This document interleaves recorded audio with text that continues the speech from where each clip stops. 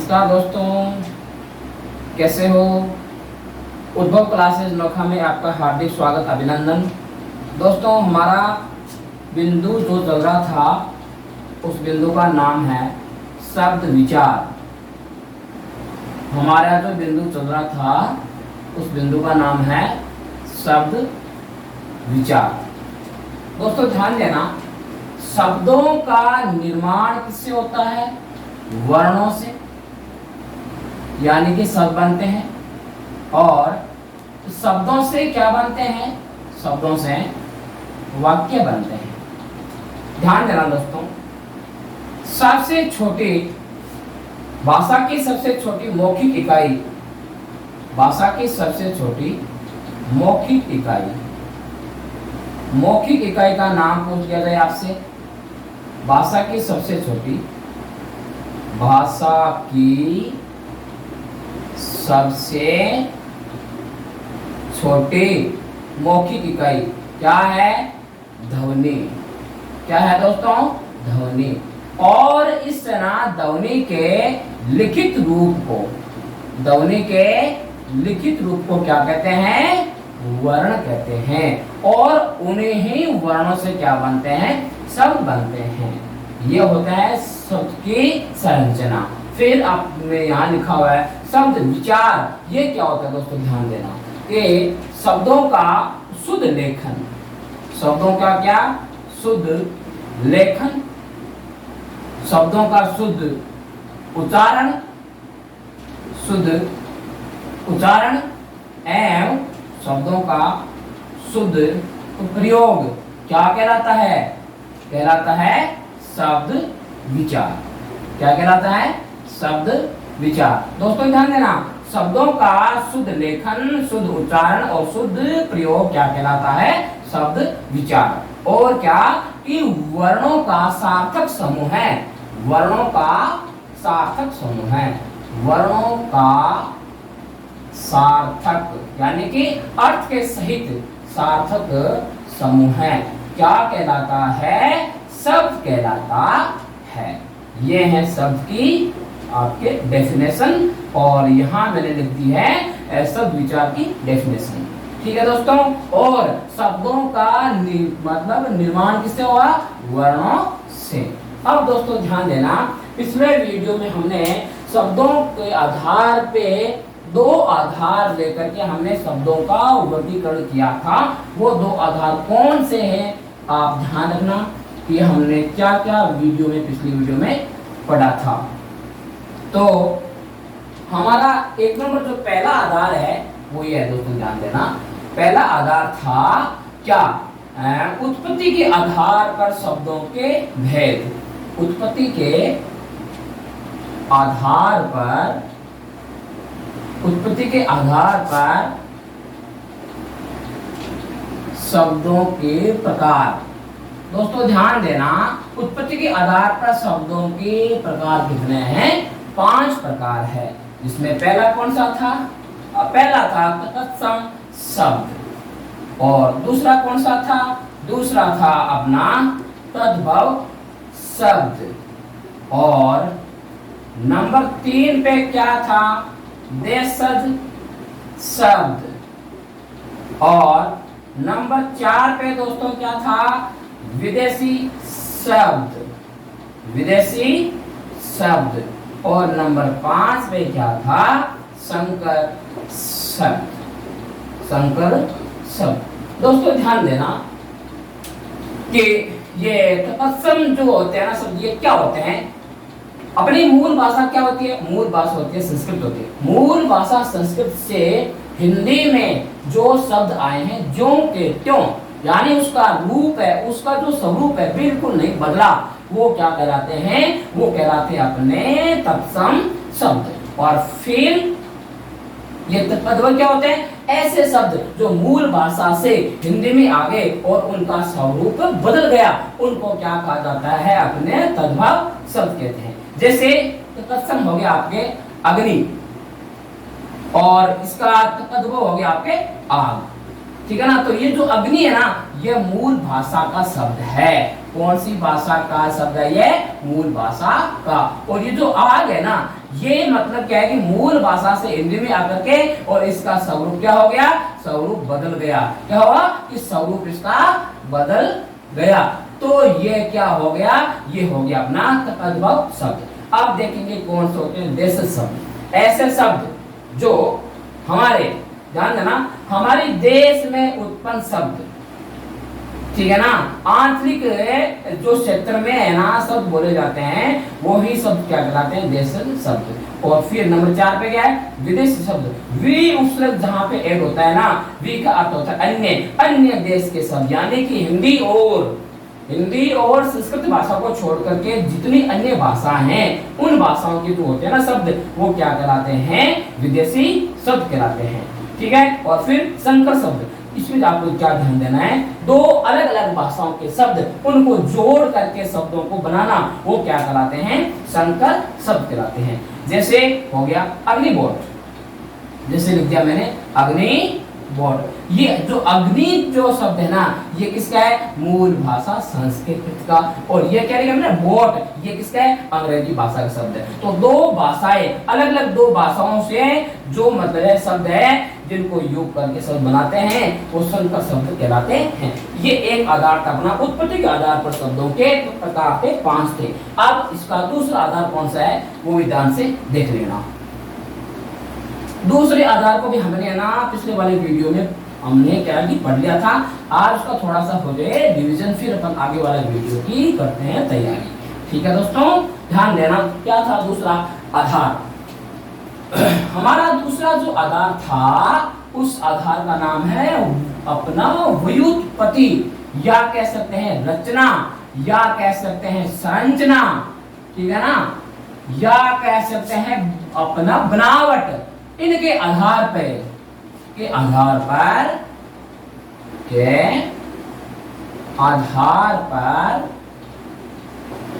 शब्दों के प्रकार। अब दोस्तों ध्यान देना, क्या कि अपना कौन सा व्युत्पत्ति, रचना या संरचना या बनावट के आधार पर शब्दों के प्रकार कितने हैं? 3 प्रकार है दोस्तों। पहला कौन सा है? पहला है रूढ़ शब्द। पहला कौन सा है? रूढ़ शब्द। ये वो होते हैं, शब्द होते हैं मतलब जिसमें उपसर्ग नहीं होता, जिसमें उपसर्ग नहीं होता, जिसमें प्रत्यय भी नहीं होता, जिसमें संधि भी नहीं होती, और जिसमें समास भी नहीं होता, वो क्या कहलाएंगे? रूढ़ शब्द कहलाएंगे दोस्तों। और फिर नंबर 2 कौन सा था? नंबर 2 था अपना यौगिक शब्द, है ना। नंबर था 2 कौन सा था?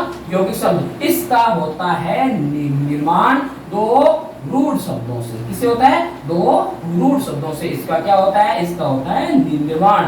तो ध्यान देना दोस्तों, यौगिक ना शब्दों में उपसर्ग भी होते हैं, और आपके ये प्रत्यय भी होते हैं, संधि भी होती है, और समास भी होते हैं। और फिर नंबर 3 कौन सा था? योग रूढ़ शब्द। कौन सा था? योग रूढ़ शब्द था। ये क्या है? मतलब समस्त बहुव्रीहि समास के समस्त उदाहरण क्या कहलाते हैं? अपना योग रूढ़ शब्द कहलाते हैं। अब दोस्तों ध्यान देना, आज का वीडियो अपन स्टार्ट कर रहे हैं। 2 आधार, ये वाले आधार हमने पिछले वीडियो में पढ़ लिया था। थोड़ा सा इसका मैंने क्या है कि वो प्रस्तावना मैंने बुक नहीं है। अब अपन आज का जो वीडियो है उस पर ध्यान देंगे, एकदम अच्छा सा ध्यान देंगे दोस्तों। इसका आधार है तीसरा, वो है अर्थ के आधार पर शब्दों के प्रकार।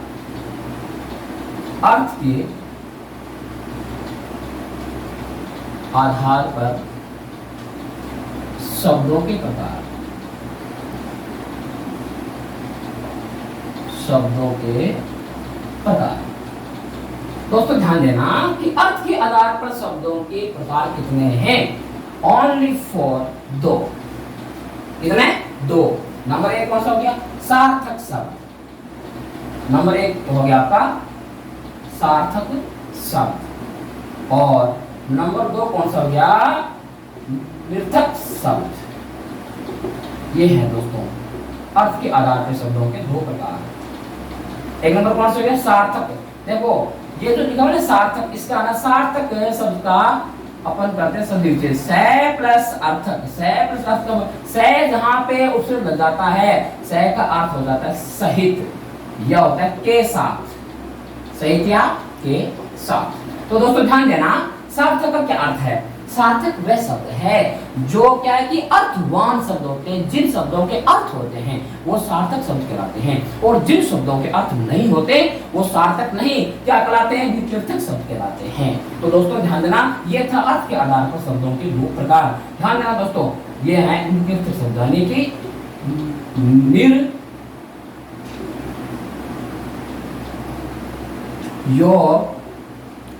अर्थक। निर का अर्थ क्या होता है?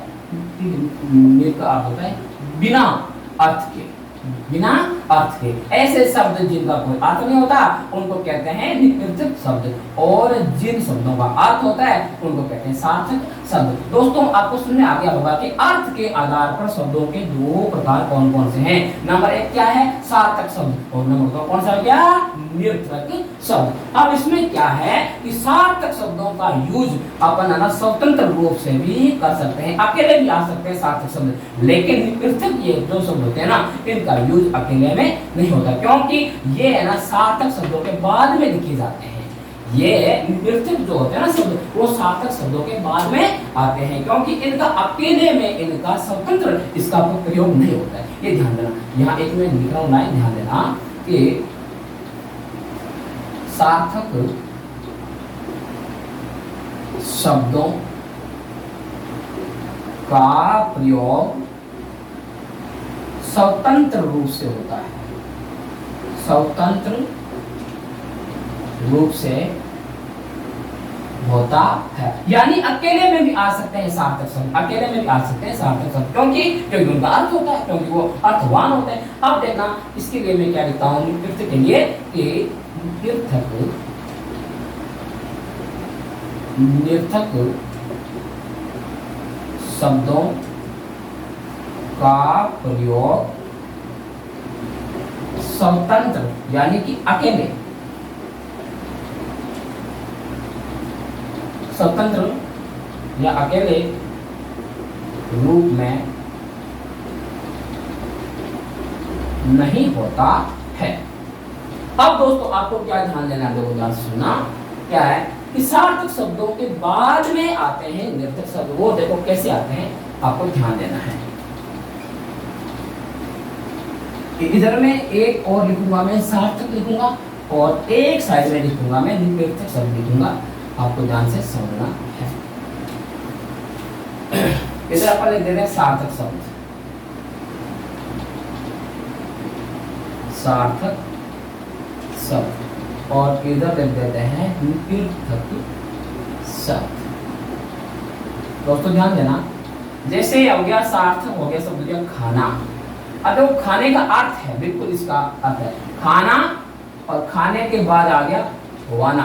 वाना का मतलब अलग से कुछ अर्थ नहीं है, वाना का अलग से कोई अर्थ नहीं है, इसलिए इनको क्या माना जाता है? निरर्थक शब्द। और ये आते कहाँ हैं? सार्थक शब्दों के बाद, सार्थक शब्दों के बाद में आते हैं। कौन से शब्द है? निरर्थक शब्द, खाना, वाना। और देखो ध्यान से,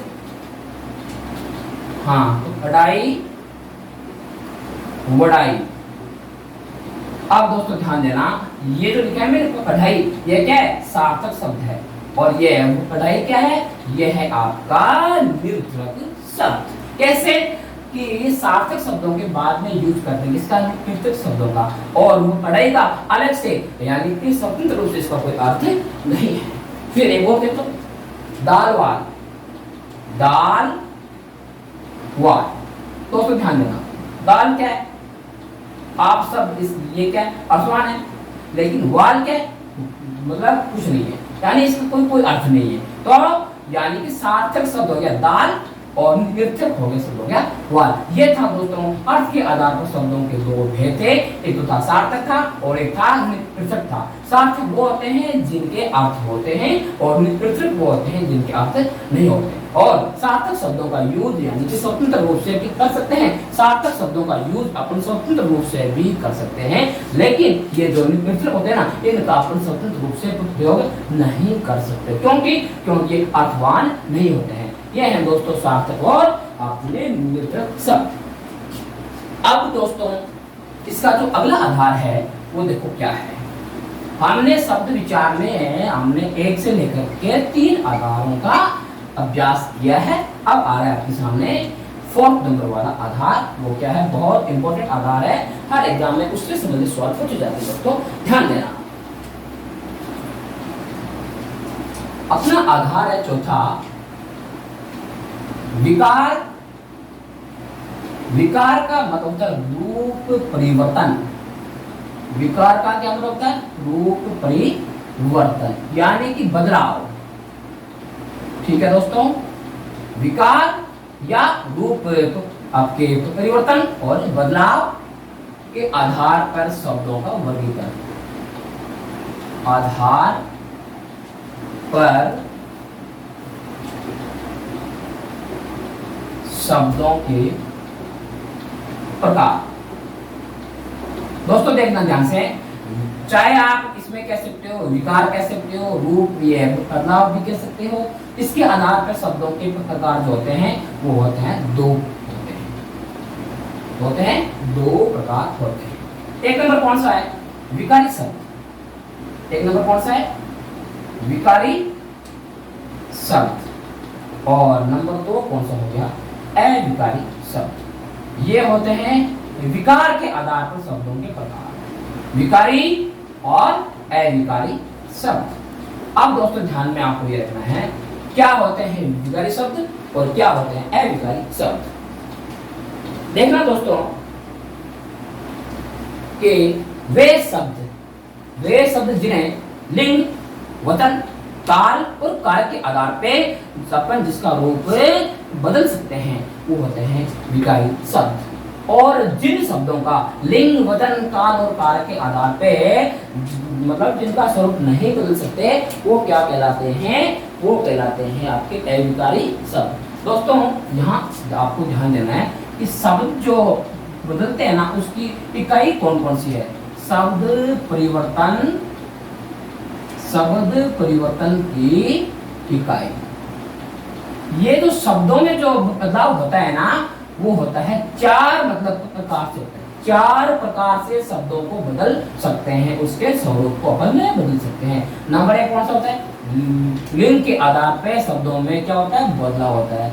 और नंबर 2 कौन सा है, वचन के आधार पे शब्दों में बदलाव होता है, लिंग वचन। फिर आ गया अपना कौन सा आ गया, काल के आधार पर शब्दों को अपन बदल सकते हैं। और फिर आ गया चौथा, कारक के आधार पर भी शब्दों को बदल सकते हैं। तो दोस्तों ध्यान देना कि शब्द ये परिवर्तन की इकाई आ जाए, आपसे कोई पूछ ले तो आपको ये ध्यान देना है कि शब्द ये परिवर्तन की इकाई होती है, 4 होती है। नंबर 1 लिंग, वचन, काल और कारक। इन चारों के आधार पर शब्दों के रूप में हो सकता है परिवर्तन।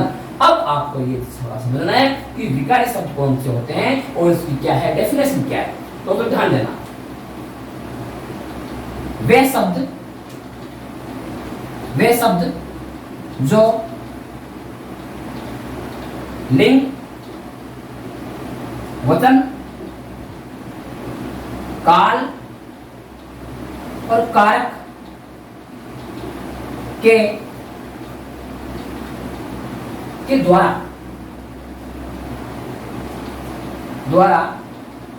वे शब्द जो लिंग, वचन, काल और कार्य के द्वारा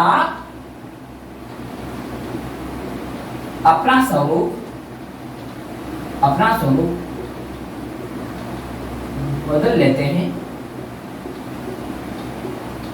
उन्हें क्या कहा जाता है, विकारी शब्द कहा जाता है। बस ये इसकी डेफिनेशन। वे शब्द जो लिंग, वचन, काल और कार्य के द्वारा अपने स्वरूप को बदल लेते हैं, जिसमें परिवर्तन हो जाता है, उनको विकारी शब्द कहते हैं। क्योंकि विकार का अर्थ ही क्या है, बदलाव है। जहां जहां विकार उत्पन्न होगा वहां वहां बदलाव होगा। और ध्यान से आपको ये ध्यान रखना है कि ये जो बदलाव होता है ना, वो होता है आधार किसके आधार पे, लिंग के आधार पे, वचन के आधार पे, काल के आधार पे और कारक के आधार पे। यानी 4 ऐसी इकाइयां हैं जो शब्दों के स्वरूप में विकार उत्पन्न करती है। अब दोस्तों देखना है कि अविकारी शब्द कौन से होते हैं। ध्यान रखना कि वे शब्द जो लिंग, वचन, काल और कारक के द्वारा अपना स्वरूप नहीं बदलते, अपना स्वरूप नहीं बदलते, यानी जिसमें विकार उत्पन्न नहीं होता वो क्या कहलाते हैं, अविकारी शब्द कहलाते हैं। दोस्तों बस इसमें है ना समझने की बात एक ही है कि विकार रूप ये परिवर्तन और बदलाव के आधार पर शब्दों के दो प्रकार होते हैं। नंबर 1 विकारी और दूसरा अविकारी। विकारी होते हैं कौन से, वे शब्द जो लिंग, वचन, काल और कारक के द्वारा अपना स्वरूप बदल लेते हैं उनको कहते हैं विकारी शब्द कहते हैं। और जो शब्द लिंग, वचन, काल और कारक के द्वारा अपना स्वरूप नहीं बदलते उन्हें अविकारी शब्द कहते हैं। और शब्दों में जो विकार उत्पन्न होता है उन मतलब क्या है कि उन इकाइयों की संख्या 4 है।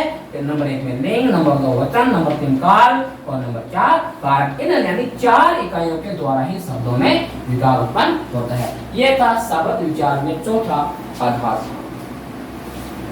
अब दोस्तों अपन ये देखेंगे कि विकारी शब्द होते हैं कौन कौन से और अविकारी शब्द होते हैं कौन कौन से, ये समझना है।